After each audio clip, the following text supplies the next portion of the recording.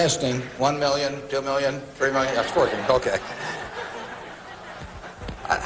I'd like to talk to you about your financial future, and I hope those figures become applicable to all of you as we go along. And I'd like to start by posing a problem for you. And incidentally, I'm just going to talk for a couple of minutes, and we'll do Q&A, because what we want to do is talk about what's on your mind. But I'd like you to think about this for just a second.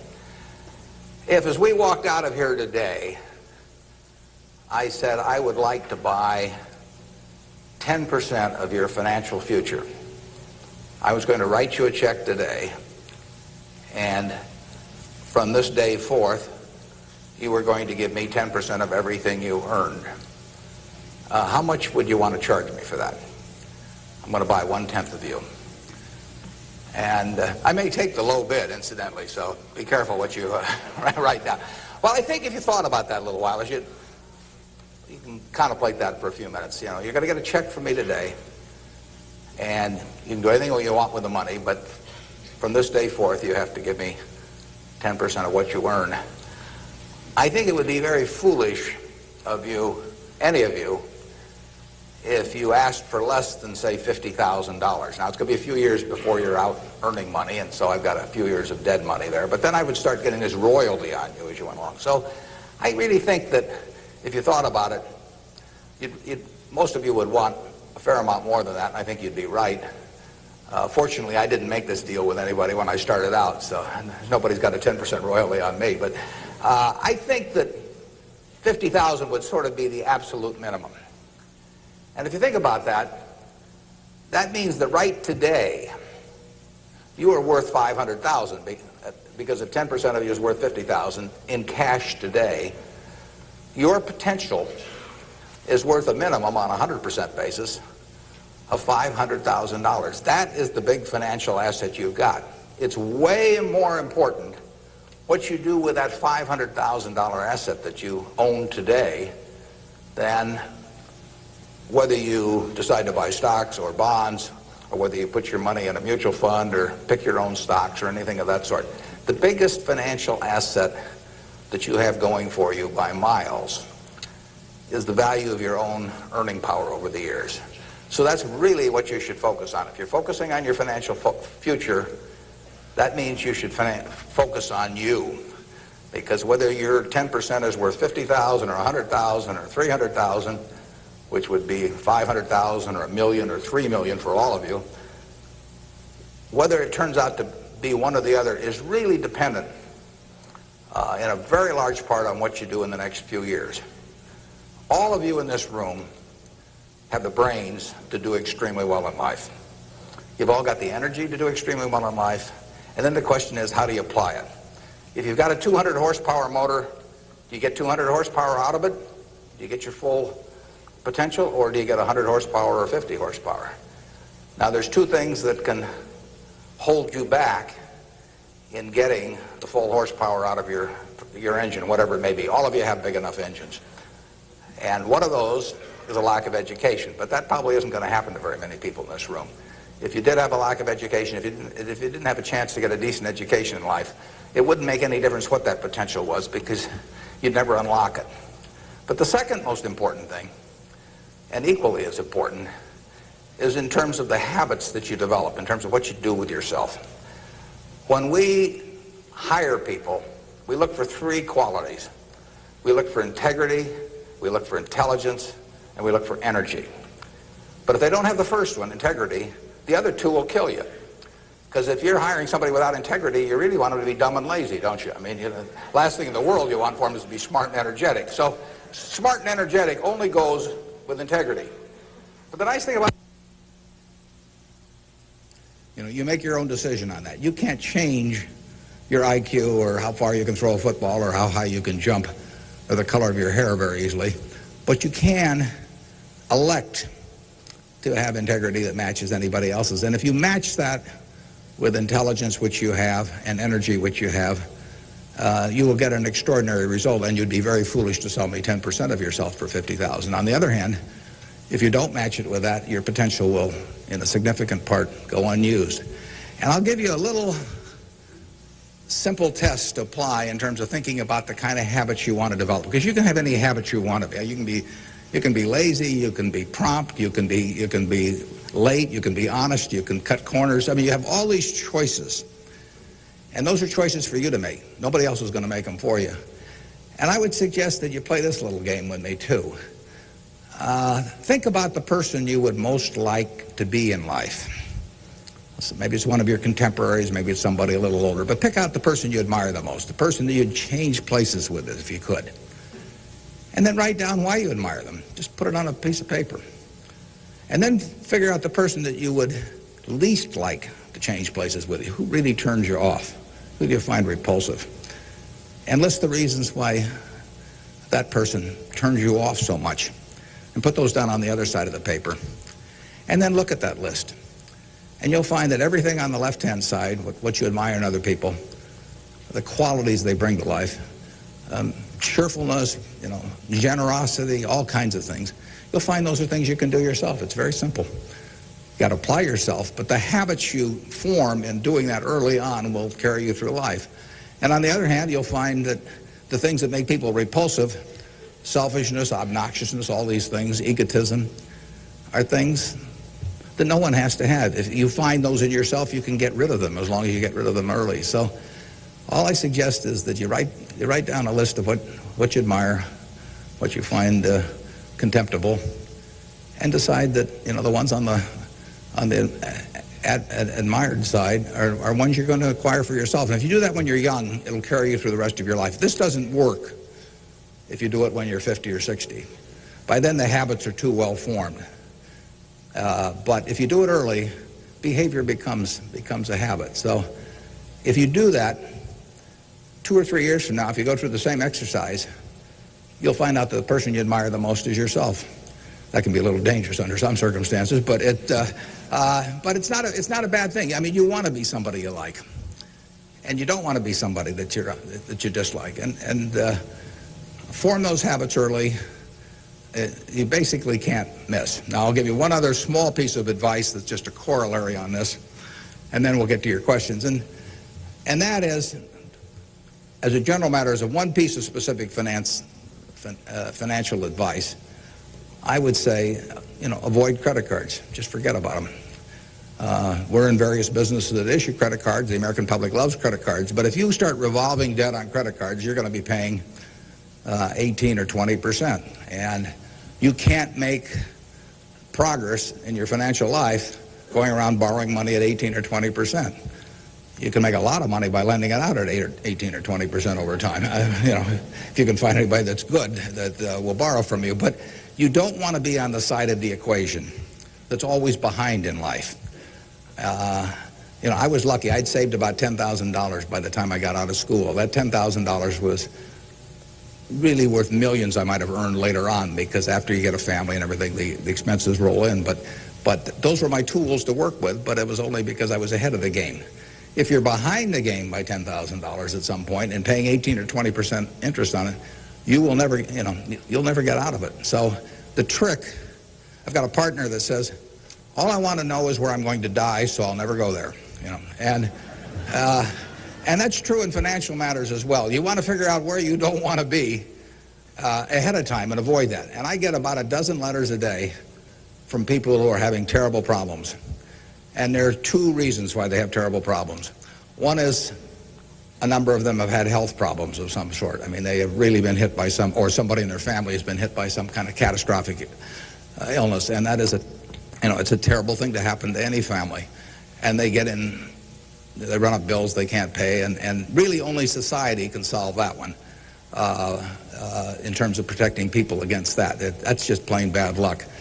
But the other one is from people who run up credit card debt, and they're facing bankruptcy, or they've been through bankruptcy once before, and they owe a whole bunch of money, and they can't even pay the interest, let alone pay any principal. And half of my letters come from people like that, and that problem is avoidable. Catastrophic illness is not, but credit card debt is something you bring on yourself, and it's way better, it's way easier to stay out of trouble than to get out of trouble financially. And I will guarantee you, if you run up big credit card debts, you will be in trouble probably the rest of your life in terms of your financial situation. On the other hand, if you get ahead of the game, even it's on a very modest scale, so that money is coming in from investing, and people owe you money or equities owe you ownership, you'll be way ahead of the game compared to paying it, always paying your creditors every month. So my advice to you is, if you can't pay for it, don't buy it, and get yourself in a position where you can pay for anything, and then we'll be glad to see you at Borsheim's or the Nebraska Furniture Mart. Now let's have some questions. Do we have a mic out there that people can either go to or that travels around? And I can't necessarily see too well from we're going to have one mic on each side, so just raise your hand and wait for us to come to you. Okay, we have somebody up front who would like a mic. Anything that's on your mind, ask about. Don't be bashful. Yeah, how would you advise people who aren't necessarily going into a career field in which you would make a large base salary, such as like medicine or something like that, maybe performing arts or music? How would you advise us to keep up financially with the rest of the world? Well, it is true that a market system does not pay as well in some activities as might seem appropriate for the importance of those activities to society. Just take teaching, for example. I mean, teaching does not pay well. And what could be more important? I mean, you've got to be as interested in who the teachers of your children are as who your accountant is, or whatever, or who's winning the heavyweight title of the world, or that sort of thing. But it doesn't pay well, and it's a fundamental choice whether you're going to go into something. For many people, it'd be a fundamental choice whether you're going to go into something you love or something to try and make a lot of money. I think that generally it pays to go with what you love. I think that it's very hard to find people when they get to be my age who say that they've loved what they've done all their life and feel it was very worthwhile, but they're terribly sad they made that choice because they didn't make a lot of money. I don't think anybody's ever said that to me, that they wish they'd gone into something else where they were uncomfortable doing it or didn't enjoy it, didn't feel very productive, but made a lot of money. So I don't think you'll find that. So I would go to work. I would go to work in whatever turns you on. It may turn out that it'll be more profitable than you can think, but almost everybody here will make enough money, unless they get some terrible habits along the way, to do reasonably well. And doing reasonably well in this country really is pretty darn good. I mean, it's not necessary to have huge amounts of money in order to enjoy yourself. I enjoyed myself when I had my $10,000, and I live in the same house that I lived in when I had about that. I bought it 41 years ago. I liked the house then. I like the house now. I mean, if you think about it, if you have a reasonable job, you'll be eating at McDonald's and I'll be eating at McDonald's. So we're to push on food. I mean, in fact, I hope it's Dairy Queen, actually, and and if you come to Dairy Queen, you'll see me. And you can order anything on the menu I can order, and we both can afford it. You'll wear the same clothes I wear. I'll pay more for my suits, but as soon as I put them on, they look cheap on me. So we'll look about the same. We'll both live in the same kind of houses. I live in that house from 41 years ago, and it's warm in winter, and it's cool in summer, and it's comfortable. And you'll live in a house that's similar. And what difference does it make if you have 50 more rooms or guest houses or all that? It'll probably just bring you problems. I mean, you have to worry about the greenskeeper or something when you get through. So I have been in the houses of people where the houses are worth probably 200 times what my house is worth, and I would not be any happier in those houses at all. In fact, I'd be less happy. I just have one more thing to worry about, and dozens of people around the place, and people quitting, and people stealing from you, and all kinds of things. To hell with it. We'll drive the same kind of car. In fact, you'll probably drive a better car. I drive a car that's about 8 years old. I don't know what it's worth now, but it gets me around fine. I mean, I'm perfectly happy. We'll watch the same television. We'll work on the same computer pretty much. The only difference will be how we travel long distances. You know, I will fly in a plane that's more comfortable than flying Southwest Airlines or something, which I've got nothing against. But that's the one real big difference. And other than that, I do what I like every day. I hope you'll do what you like every day to do. And I work with nice people. I hope you work with nice people. And there's 24 hours in the day, and those are where the hours go. So great wealth is the tiniest bit different in a real sense than having just a decent income. And to trade a decent income and something you love doing and something where you feel worthwhile doing it for huge wealth where you trade off a lot of your principles would be a terrible mistake.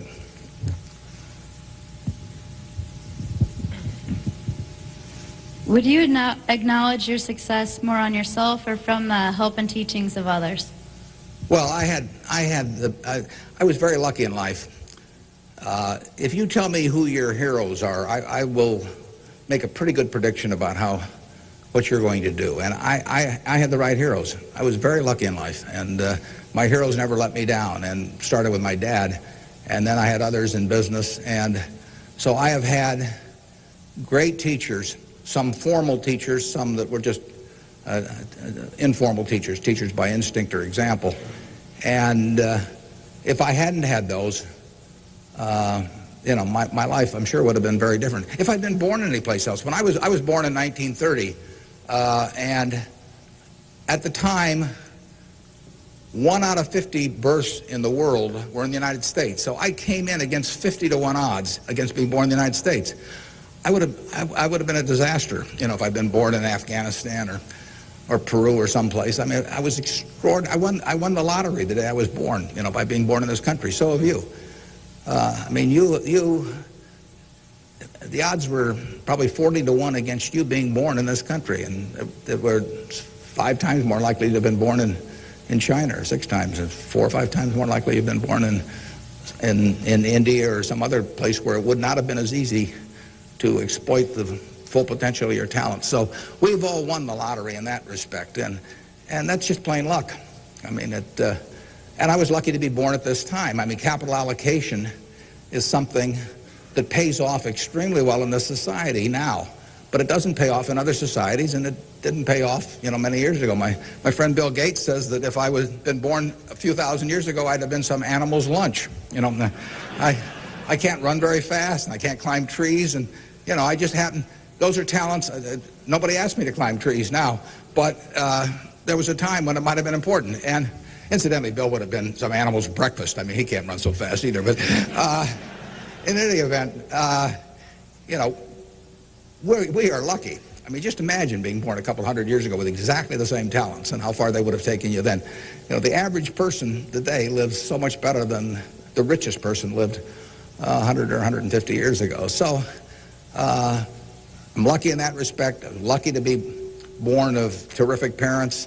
I was lucky to be raised in Omaha in a great public school system. I got a start here in the first 8 grades that gave me a foundation that later, when I went off the track a few times, carried me through, because I had a terrific grade school education right here in Omaha at Rose Hill. And one of the reasons I had it, incidentally, is kind of unfortunate, but I had that great education in part because women were being enormously discriminated against. And so a woman at that time could be a teacher, she could be a secretary, she could be a nurse, and that was about it. So you had half the talent pool in the United States limited to just a few jobs. So you had an abundance of talent in those activities like nursing or teaching, because that talent with males was spread across every form of work activity there was, but with women it was concentrated in a few areas, and that benefited me. It's kind of sad because it didn't benefit those teachers, but I was very lucky, and I've really been that way all my life. And what I do is important as what a good teacher does or a good nurse does or something of the sort. I think that's quite questionable. It pays off enormously well in a market economy like the United States, but that's an accident. It didn't have anything to do with any innate ability of mine.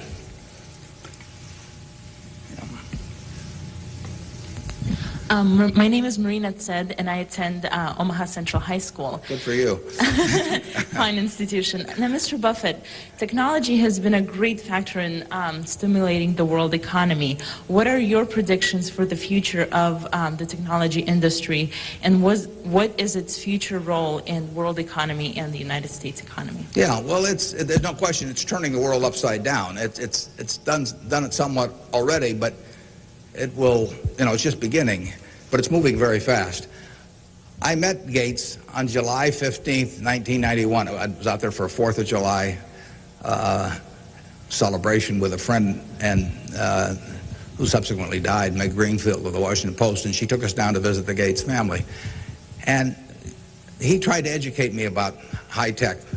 And he'd had better luck with chimpanzees. I mean, I was really a disaster. But he's a good teacher. But one thing he told me was that at the time, he said, you've got this model in your head of the world, and your model has time and distance as very limiting factors. And he said, they aren't limiting factors anymore. He said, the cost of talking to somebody around the world or getting your message in front of somebody or publishing, he said, it's going to be zero, or so close to zero it doesn't make any difference. And, that was revolutionary. But it's happening already in a very, very big way. And it's just, 8 years later, and it's exploding. So high-tech information technology, whatever you want to call it, is changing the world, and it's going to change it in a very, very big way. And it'll change, that's one of the things I think about in businesses we buy. We announced the purchase yesterday of a furniture retailer in Boston, in the Boston area. And, I think to myself, what effect does this new world have in terms of the internet on furniture retailing? You have to think about questions like that. The changes will be huge. I played bridge yesterday with people all over the country, but I played it with people all over the world. I just sit down on my computer, and I've got some popcorn there, and I'm in khakis and a sweater, and I can have a bridge game in 30 seconds with people all over the world, and no cost to it, basically.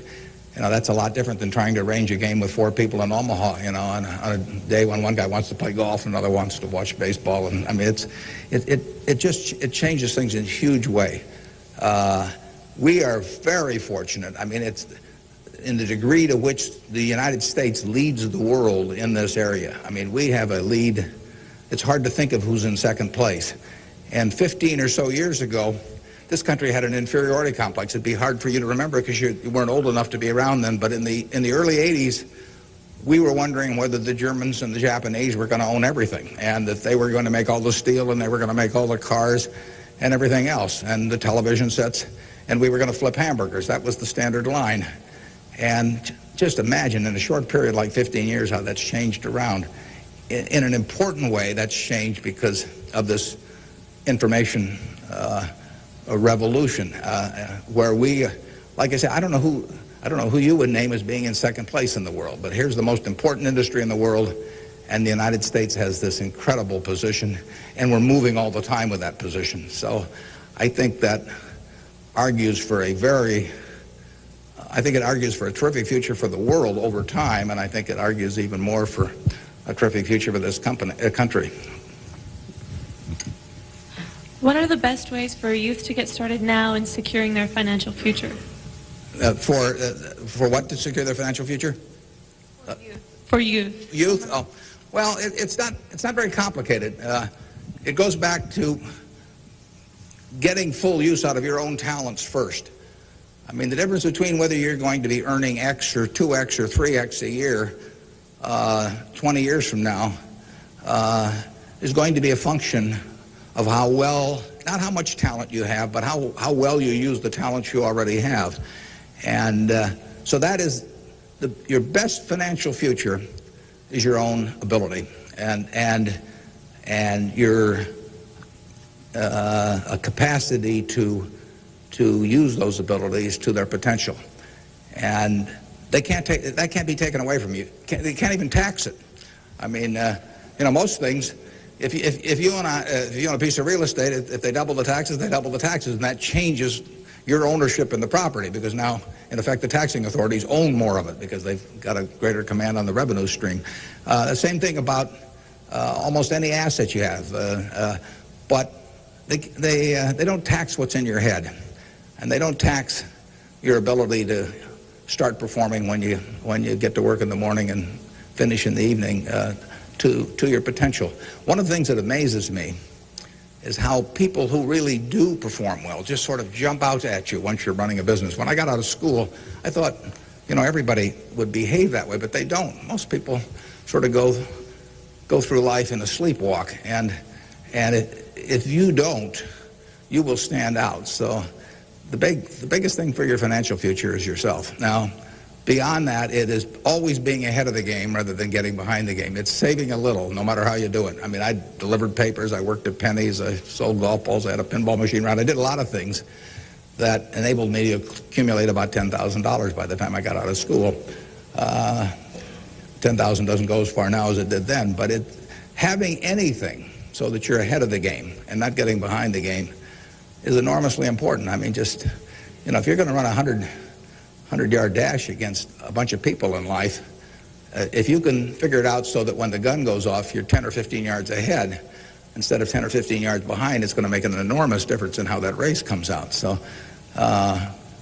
having some net resources doesn't make much difference whether they're in stocks or bonds, in my view, but and not having debt when that gun goes off when you get out of school is a huge plus over being behind the game. And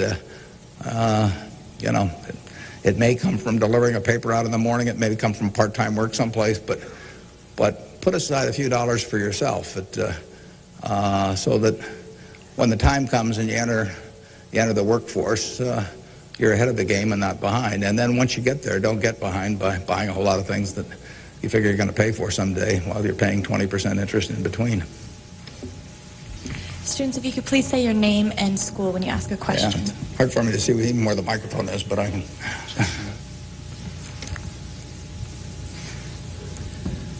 My name is Patrick Doherty, and I'm from Pillion La Vista High School. I was wondering, with the increasing costs of education today, what can students do to deal with their debts once they're out of college? Well, that's a tough one. I mean, I guess I'd pay it off as fast as I could, and I would incur as little debt as possible before that time came. And I would say this, in my experience in business, there is very little difference, if any, between a very high-priced business education and what's available for a lot less money. So I went to the University of Nebraska at Lincoln my last year in college. I went to Wharton for a couple of years before that. I learned just as much at the University of Nebraska as I did at Wharton. And there's nothing against Wharton. I mean, it's just we had a very good school here. I had some terrific professors at Lincoln. And so I would not assume that if I was paying a few $1,000s for an education here in the state, for example, versus paying huge amounts elsewhere, that it was going to make a lot of difference. A lot of the education, you need to be prodded in the right direction, but an awful lot of it is self-taught. I mean, Andrew Carnegie did a wonderful thing in this country in terms of libraries, and I used to spend a lot of time at libraries. I even got locked in at the University of Omaha, what was then the University of Omaha, and I couldn't get out for hours. And one night I got so entranced with what I was reading. But there's all kinds of information available now with the internet. It's so much easier than it was then. So it's out there to be taken, and it isn't necessary to pay $30,000 or $35,000 a year to go to some big-name school to get the education at all. I mean, if you're going to learn accounting, which is probably the most important course you'd take in business, if you're going to learn accounting, you can learn accounting absolutely as well, in my view, going to UNO as going to Harvard. I mean, I see. I'd bet on that, and so I wouldn't run up huge bills in terms of getting a business education. Now, if you're going to get a medical education, I mean, there's certain professions where there may not be any way around spending a fair amount of money and getting in debt to some degree. You've got to make that decision yourself, but I'd certainly try to minimize it. And and I would have it figured out how I would handle that debt in, say, a 5-year period after I got out of school, or I would think twice about incurring it. There's a question up here, if we can bring a microphone. My name is Kyle Clark. I'm here representing the Omaha Youth Advisory Council. What advice would you have for a forming nonprofit organization? For forming a nonprofit organization? Well, I've always tried to avoid forming nonprofit organizations. But well, that would depend entirely on what I wanted to accomplish. I mean, it'd be one thing if it was a hospital. It could be another thing. There's so many types of it. So you've got to get people that are experienced and involved in an entity like that. And but it depends so much on the objective you're working at. Yeah, no, I promised this young lady here microphone for a long time. Hi, my name is Kara Harbert, and I attend Millard West High School. And I understand that you're very civically involved, and I was wondering how important of a quality you think that is for an individual in life and why. Yeah, well, I wouldn't say that I am that. I mean, I do certain civic things. I think your model as a citizen, for example, in Omaha would be Walter Scott. I mean, he is far more civically involved than I am, and incidentally, his predecessor, Peter Kiewit, was too, but Walter's carried it to new heights. So I don't want to take on any mantle for that myself. I do some things. One of the problems I have is I love what I do so much that it sort of takes over. I mean, I'm like a guy that likes to play a lot of golf or something, except I like the business I'm in. But I've got a family that participates very actively. Some of my children work on almost anything that comes along in the civic area. And, in the end, people do what they want to do to quite a degree. And I think I've never talked to anybody that enjoyed working in civic activities that didn't feel where it was very worthwhile after they've done it. I mean, they built something, and participating in building something is always a lot of fun. And actually, you can have a good time. We have this golf tournament, for example, in September, and we raise some money for civic things, but everybody has a good time, so nobody's paying any price by doing it. I'm having a good time. The people who come are having a good time, and we get to show Omaha off to people.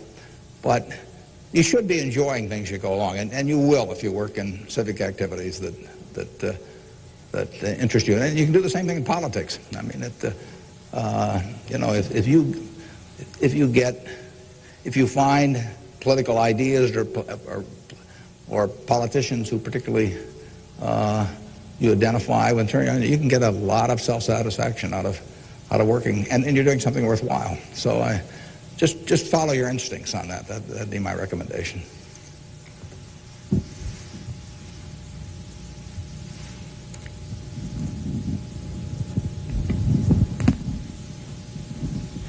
Hi, my name is Jeremy Graham from Millard South High School.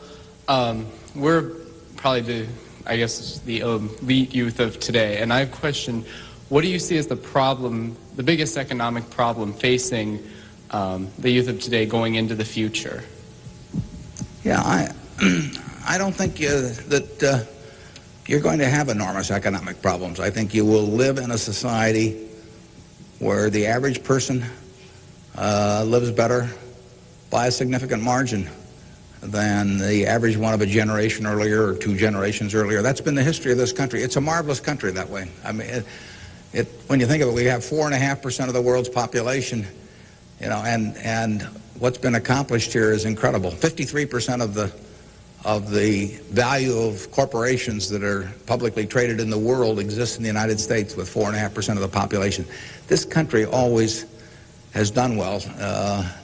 They say in stocks that you should buy stock in a business that's so good that even an idiot can run it, because sooner or later one will. And that's not terrible advice. Well, that seems to have been sort of the history of this country from time to time. I mean, we've had all these problems that have come along. If you look back on the last 100 years and list all the problems this country has run into, you can make a very long list. And a lot of people who focused on those problems at the time have missed the bigger picture. And the bigger picture is that every generation lives better than the one before it. And that's because of savings, because savings enable people to create new tools to do better things as they go along. And it's also due to an environment that lets people realize their potential to a greater degree than most other environments in the world. It's far from perfect. I mean, it's sad how far it is from perfect. But it is better than anything else around. I mean, in this country, you don't have some commissar or something running a big business in this country. You've got a guy like Jack Welch, and a fellow like Jack Welch makes a difference of night and day in terms of the productivity of that business over a period of decades. And productivity is what causes the standard of living to rise. So a system that throws up the Jack Welches of the world to run businesses is going to have an enormous advantage over a society that does it by heredity or that does it by government edict. And we're closer to that society that I've described than any other country, and it's led to great things, and it will continue to lead to great things. So I think you've got the best future. You don't face a war, and you've got a better future in terms of achieving material rewards than any generation in history. So I wish I could trade you places. I might get taken up on that by a few of you, though.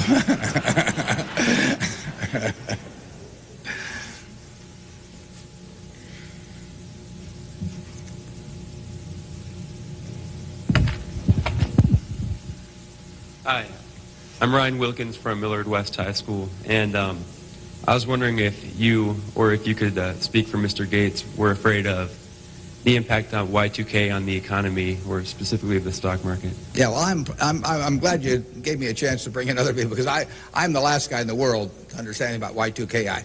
I don't know why this microphone's working. I don't know, why lights go on. Or I flip on the switch of my television set and pray. I mean, it's all beyond me. But I would say this: the smartest people I know in that area, in large part, think it's going to be a non-event.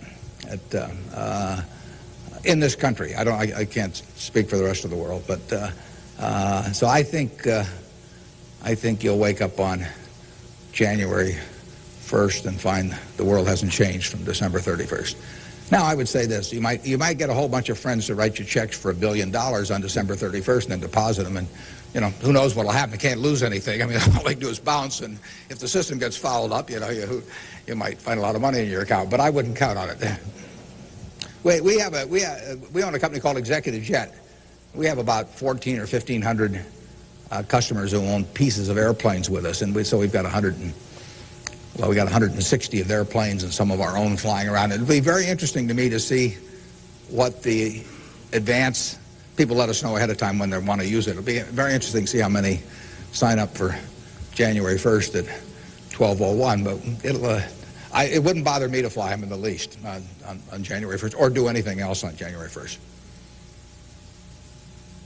Ideally, I hope they're getting prepared to watch the Huskers play in the big game.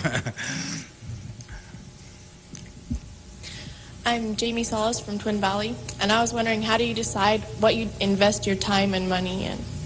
Yeah, well, I like to find businesses that have good economics. Now, what are good economics? Well, good economics are a business that has some kind of a moat around it that makes its product or its service or its location or something a little more desirable to the customer than any other sort of comparable product. The number one candy bar in the last 30 or 40 years has been Snickers. People don't fool around with different candy bars. They fool around with different length dresses. They fool around, with all kinds of things. But they don't fool around with candy bars because they figure, they're going to go in and lay out 50 cents or whatever it is and put it in their mouth. And they're not going to, for 50 cents and putting it in your mouth, I mean, you're not going to say, I'll lay out 45 cents and put something else in my mouth. So you find that very stable. And we like businesses that we think we can figure out where they're going to be in 10 or 15 years. I don't know where the information technology businesses are going to be in 10 or 15 years. I know where Snickers bars are going to be in 10 or 15 years. They're going to be selling just about the way they do now. I know where Wrigley's gum is going to be in 10 or 15 years. There's not going to be a lot of innovation in chewing gum. The Internet's not going to cause people to quit chewing gum either. I mean, Gates may think so, but I don't think so. But it's predictability regarding the sustainability of a competitive advantage, something special about a product. So we look for those kind of products, and then we look for people that are running the business that are honest and able.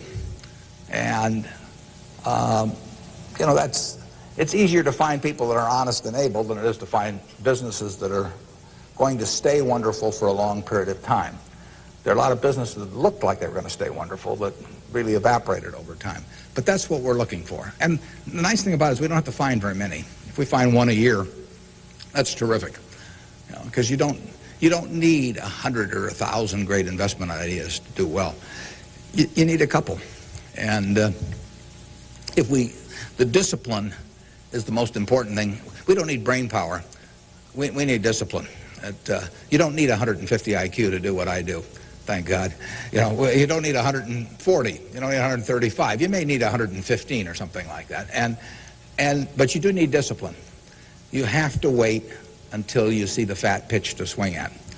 Because investing is a no-called strike game. You know, if I were a baseball player and I only liked pitches 2 inches above my navel, you know, some guy could learn that and he could pitch me, you know, 3 or 4 inches below that, and I get called out on strikes because I never find a pitch I like. You can get called out on strikes in baseball. You have to swing at pitches that you don't even necessarily like, particularly after the count gets to 2 strikes. In business, you don't have to swing at anything. You can sit there and the paper says General Motors at 68, or it says General Electric at 115, or it says General Dynamics at 63. And if you don't like those prices, you don't have to swing. You can wait there day after day after day after day, and there are no called strikes. Now, when you swing, when you decide to buy something, then, you know, if you swing and miss, it's a strike. But it's a marvelous game to be in because there are no called strikes, and you can simply wait for that one time in a month or 6 months or a year or 2 or 3 years when you really know what you're doing, where you like the price, where you like the people running the business, and then you swing, and you only need a few swings in your lifetime. So that's the way we try to pick businesses. We try to stay with things we understand. I mean, there can be all kinds of wonderful investment opportunities out there that I don't understand. I don't know what cocoa beans are going to do next year. You know, maybe you know, but I don't know. I don't know what crude oil is going to sell for. But I don't have to know. I just have to know the things. I have to know what I know. I have to know where the limits of my understanding are, what I call what my circle of competence is. And if I'm only able to evaluate 5% of the businesses in the world, no problem. I just stay within that 5% and try and find something. And that's, most people get in trouble because, in investments, because they get itchy. You know, they can't discipline themselves, and they hear about other people making money. Nothing upsets people so much as to hear about their friends making money. I mean, that's very destructive to discipline because they think, you know, I'm smarter than that guy next door, and he just bought that new car with the money he made trading stocks on the internet, so why can't I? Well, the answer is you can't over time. You will lose money if you trade stocks actively. And it's hard to exercise the discipline. But anytime you buy something, you should be able to take out a one-page sheet of paper and say, I'm buying General Motors at 65. I'm buying General Electric at 150 because. And you should write down the reasons. If you can't fill out the sheet, if it's because somebody told me about it at a cocktail party last night, that's not good enough. If it's because my broker told me about it, that's not good enough. You know, it's you've got to have a reason for thinking that it makes an intelligent investment. You do the same thing if you're buying a farm or an apartment house. If you're buying a farm, you'd say, I'm buying this farm at $1,000 an acre because I think I can earn $60 an acre on it if corn sells at such and such and soybean sells at such and such and yield is such and such. And you'd figure it out. That's the same reason you buy businesses. And when you buy stocks, you're buying a little piece of a business. And that's probably the most important thing to remember in investing is that when you are buying a stock, you're buying a little piece of the business. And if you are buying it at an attractive price for the business, for the whole business, you're going to make money. And if you aren't, you know, over time you won't make money.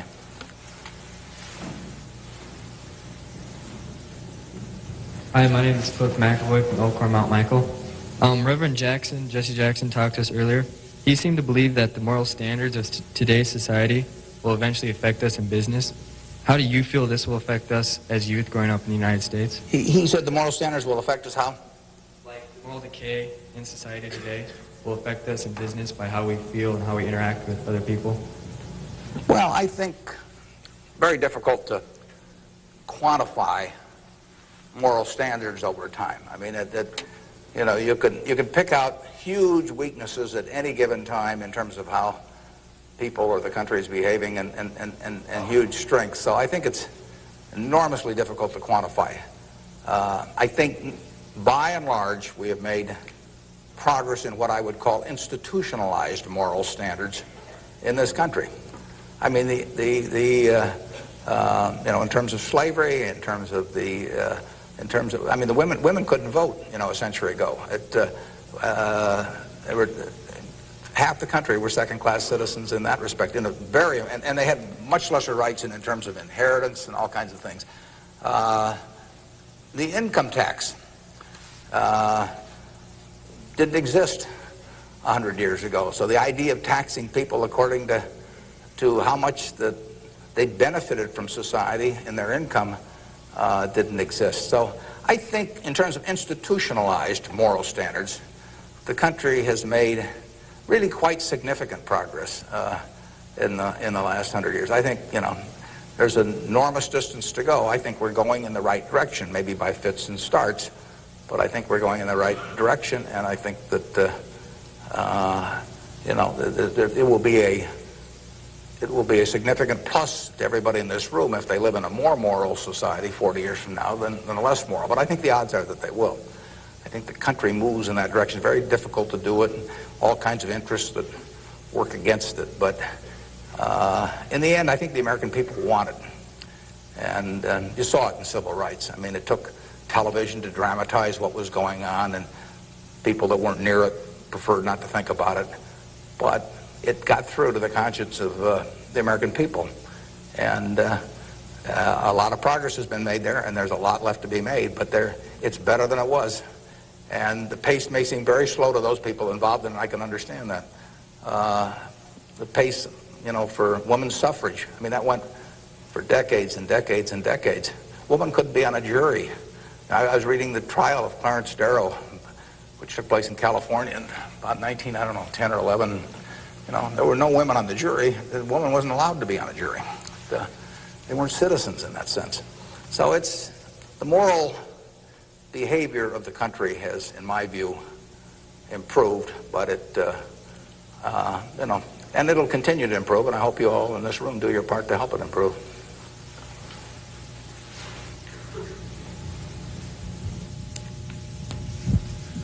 Hi, I'm Nick Jors from Central High, and I was wondering how, since the stock market's so high right now, if it'd be smart for us to get involved now or to wait till it goes down a little, or what?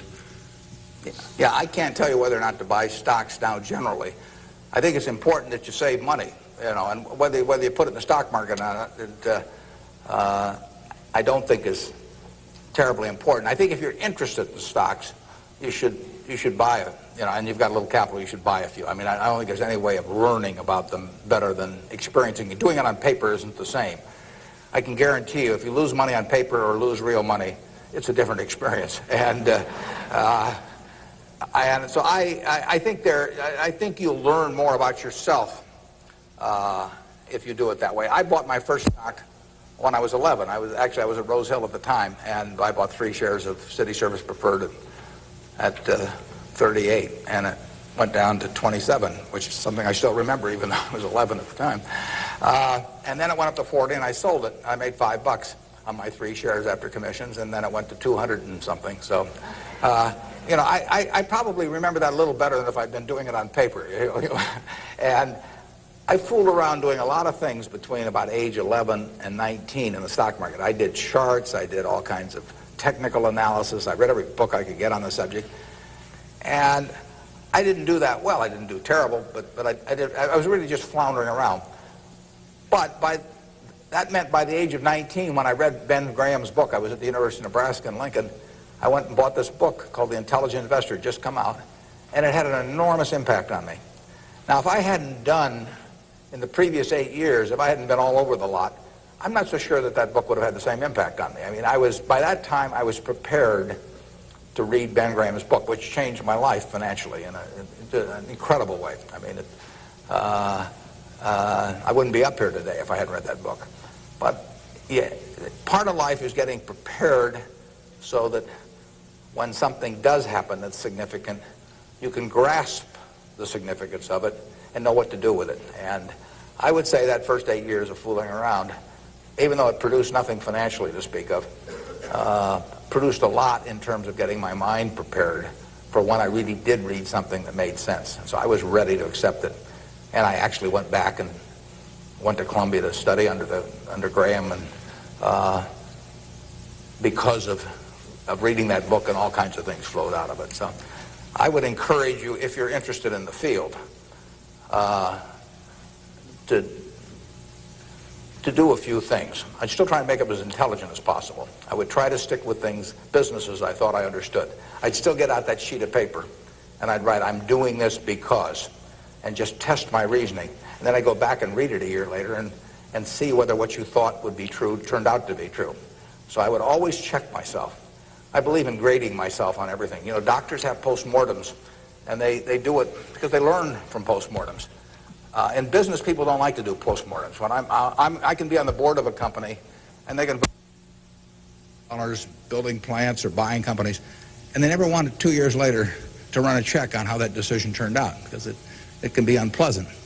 But you learn from postmortems, and you don't want to learn. It's way better to learn from other people's mistakes than your own, but you got to learn from a few of your own too. And the time to do it is when you're young. We can do maybe one more, and then we wrap this up at one, do we? Or maybe two more. My name is Pete Walsh. I'm from Creighton Prep.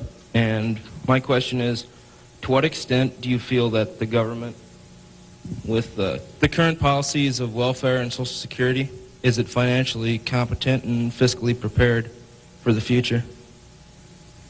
Well, I think that the country as a whole is quite well prepared for the future. That doesn't mean I would adopt every policy they have, but I think, A, we have an enormously rich society, and it'll get richer. Everyone isn't going to participate in that. Some won't participate because of physical disabilities, others because of mental disabilities, others because of shortcomings in the education they received when they were growing up, all kinds of reasons. We have a prosperous enough society to be able to take care of those people, and we should take care of them. And how we do it so that they feel most useful in life, and how we do it so that we continue to encourage people to be more productive themselves and all that. I mean, those are not easy questions, but that shouldn't take our eye off the ball of feeling we should do something about it. I pose this problem sometimes to people. I say, let's assume that it's 24 hours before you're born. And all of you can take this test, 24 hours before you're born. And a genie comes to you. And the genie says, what was your name again out there? Whatever, we'll call you Joe. And the genie says, Joe, says, you look pretty promising to me. I think you've got kind of a sense of fair play and a good mind. And so I'm going to let you have an extraordinary opportunity. I'm going to let you design the world into which you're going to be born in 24 hours. It's yours. You pick out the political rules, you pick out the economic rules, you pick out the social rules, you design the world. And when you're born in 24 hours, you're going to be born into that world. And that's the world that's going to exist for your lifetime, for your children's lifetime, for your grandchildren's lifetime. And you, having heard of some of these genie jokes in the past, would say, what's the catch? The genie says, well, it's a very slight catch. I said, when you're born in 24 hours, you're going to emerge in this world you designed. But what you don't know is whether you're going to be born black or white, male or female, rich or poor, bright or retarded, able-bodied or infirm, in the United States or Afghanistan. All you know is that you're going to reach into this barrel, which now has 6 billion balls, as we know, representing one person, every person in the world, and you're going to participate in what I call the ovarian lottery. You're going to take one ball out of that barrel, and you're never going to get another ball. That's you. You're going to get one ball, and now you're going to emerge. Now, what kind of rules do you want to have for that society, not knowing which ball you're going to get? Now, that I put to you is the way I think people should think about social policy. And if you're lucky enough to be born in this country, you've won the lottery already. But we should have a system, in my view, that encourages the Jack Welches and the Bill Gateses and all of that to work far beyond the time when it has any economic significance to them. We want people commanding those resources who are extremely able at commanding them. That's how the standard of living moves forward. So we should want, Tom Osborne coaching in Nebraska. We should want Bill Gates designing software, and we don't want to mix up those two. We don't want to get Bill coaching in Nebraska. So you want a system that gets people to their potential and puts them in the position where they can do the most good for society. But you also want a system for the people who get the wrong ball. I mean, somebody's going to get the ball, that says 80 IQ. Somebody's going to get the ball that says this disease or that disease early in life that cripples them.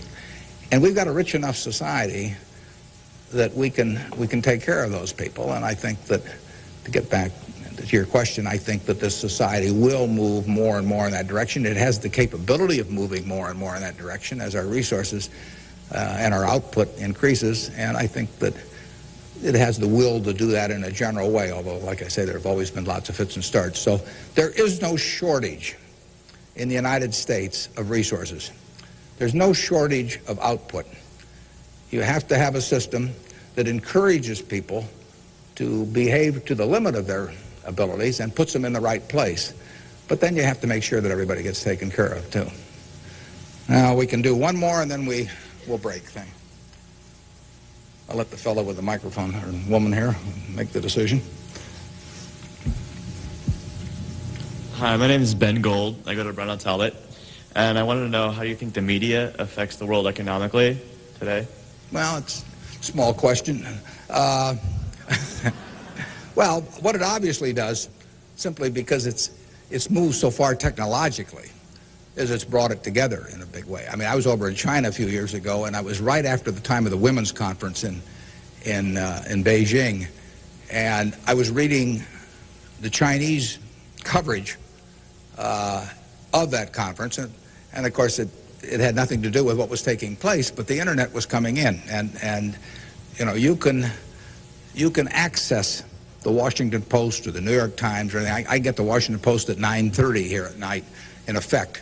I never could get it the next day through physical delivery, but by electronic delivery I can read it probably earlier than most of the people in Washington are reading it. So the ability to communicate and the degree to which the world can have awareness of what's going on every place in the world is just, it's been a quantum leap. And, that will have, there are a lot of things that come out of that. And net, they're a plus over time. But the ability of information to be available to everyone worldwide almost instantaneously, it can be huge advances in things like medicine, for example, just to pick one.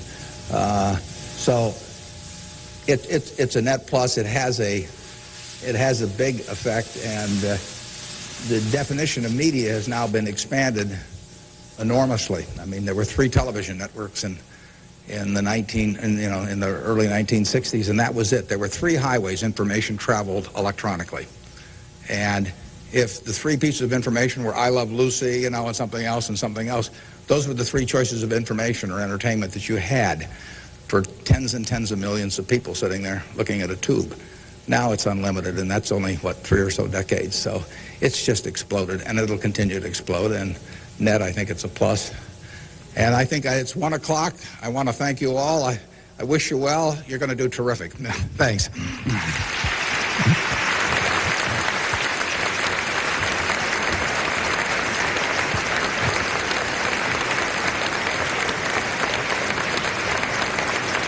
Thank you.